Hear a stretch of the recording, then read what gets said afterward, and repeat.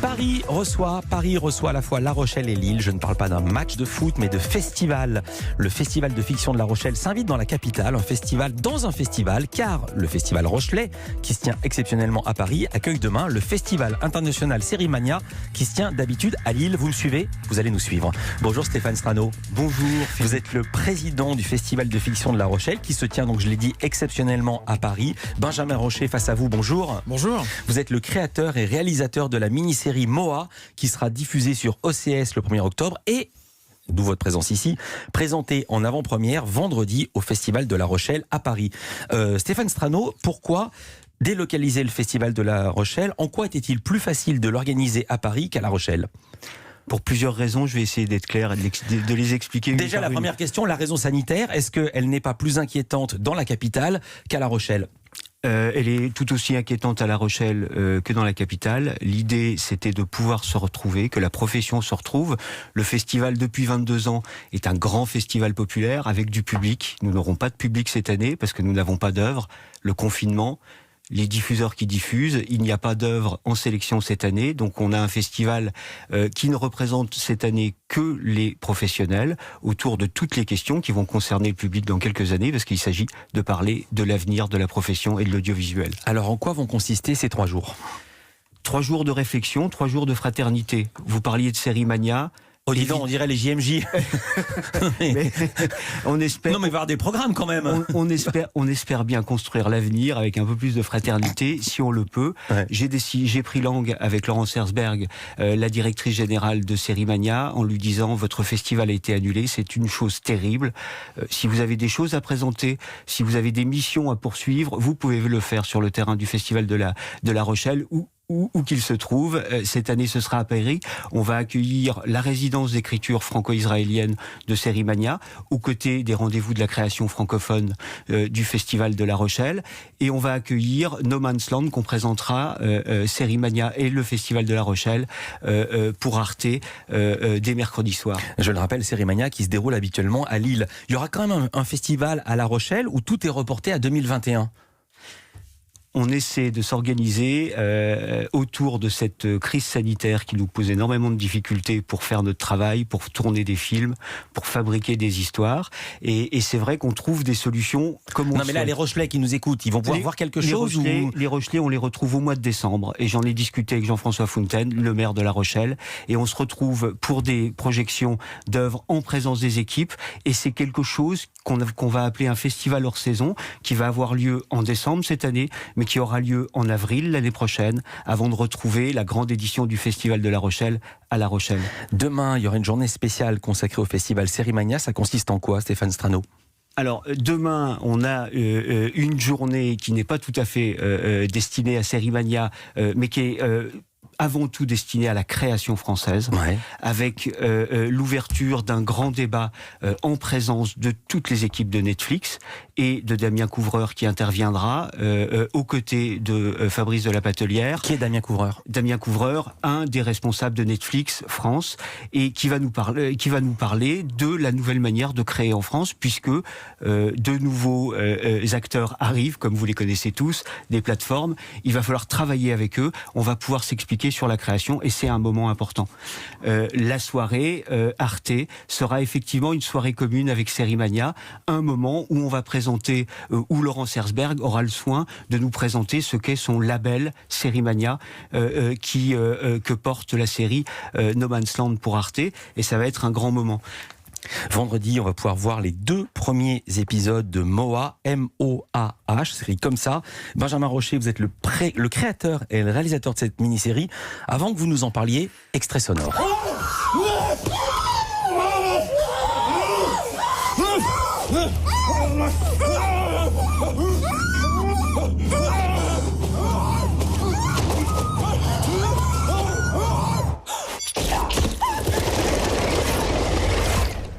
Comme dit mon réalisateur Nicolas Souvent, très grand moment de radio. Que se passe-t-il dans cette scène, Benjamin Rocher ? On est dans Moa. Qu'est-ce qui se passe là ?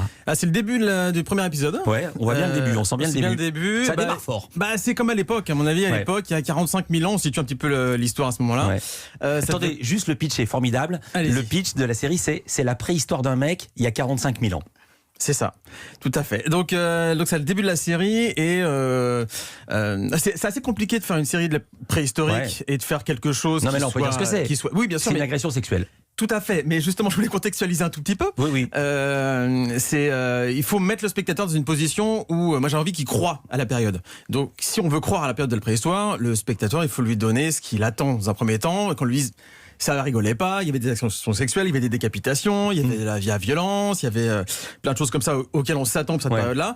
Et moi, c'est mon entrée dans la série qui me permet d'amener le spectateur après, de le prendre par la main et de l'amener vers des choses qui m'intéressent plus, comme l'humain, comme la tendresse, comme l'amour, comme la veulerie, etc. Tout ce qu'on va développer dans la série. Vous savez quoi ? Vous savez ce qui va se passer après ?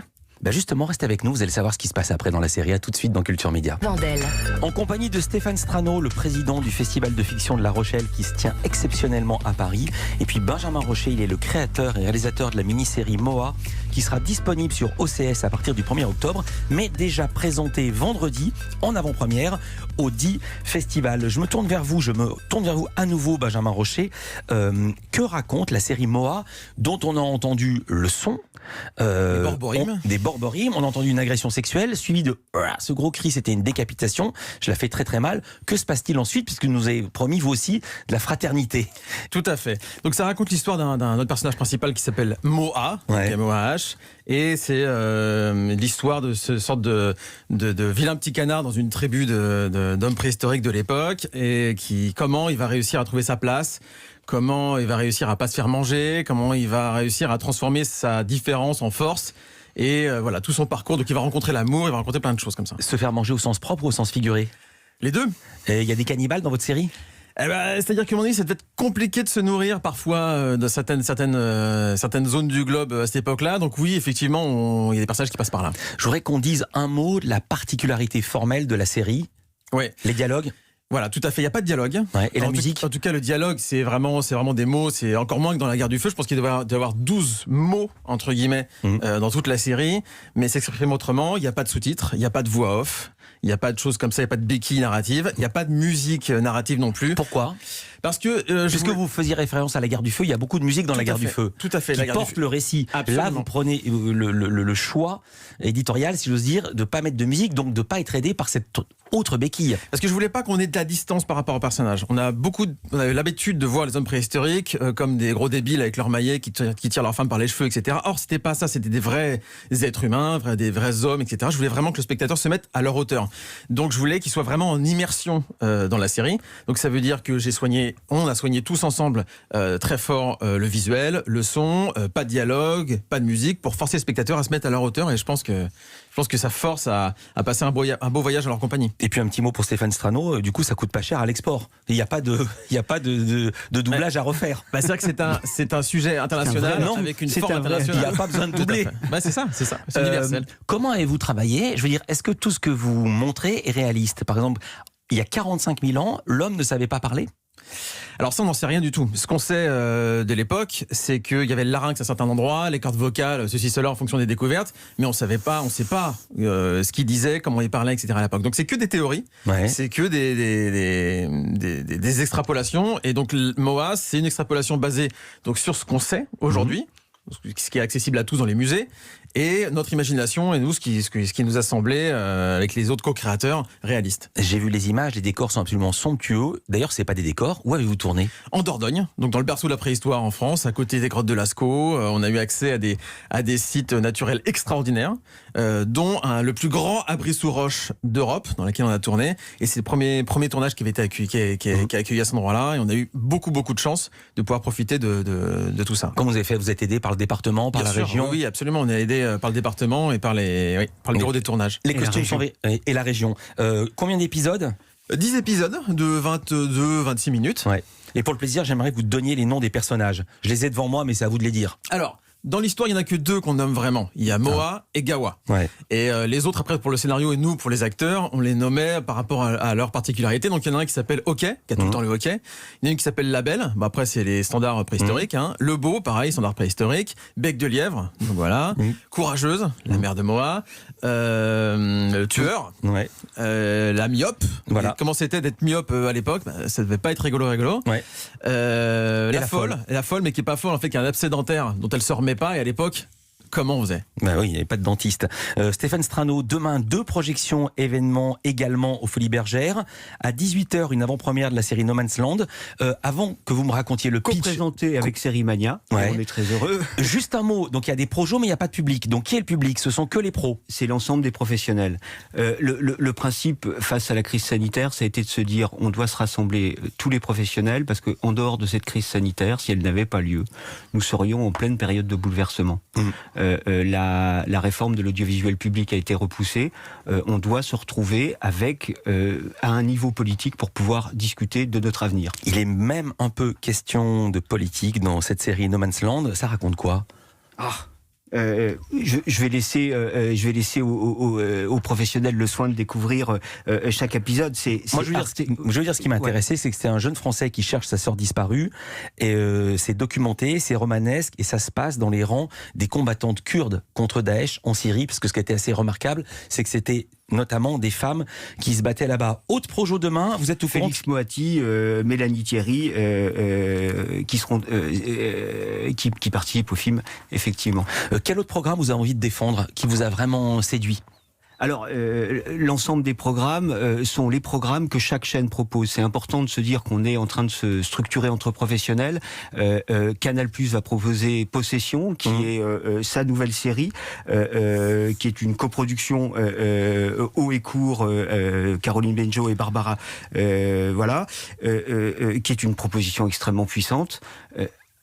Et ensuite, chaque chaîne va proposer une série qui donnera l'avenir et la ligne éditoriale de leur proposition. Alors, je vais citer jeudi, on va voir Ils étaient 10 sur M6, peut-être savoir avec 10 petits nègres, qui a beaucoup fait parler récemment. Vous voulez parler de Ils étaient 10 ? Exactement, Ils étaient 10, non, j'en parle pas, je cite. TF1 va présenter Infidèle, France Télévisions va présenter Le Mensonge, j'aime beaucoup le titre de la série sur OCS, 3615 Code Monique.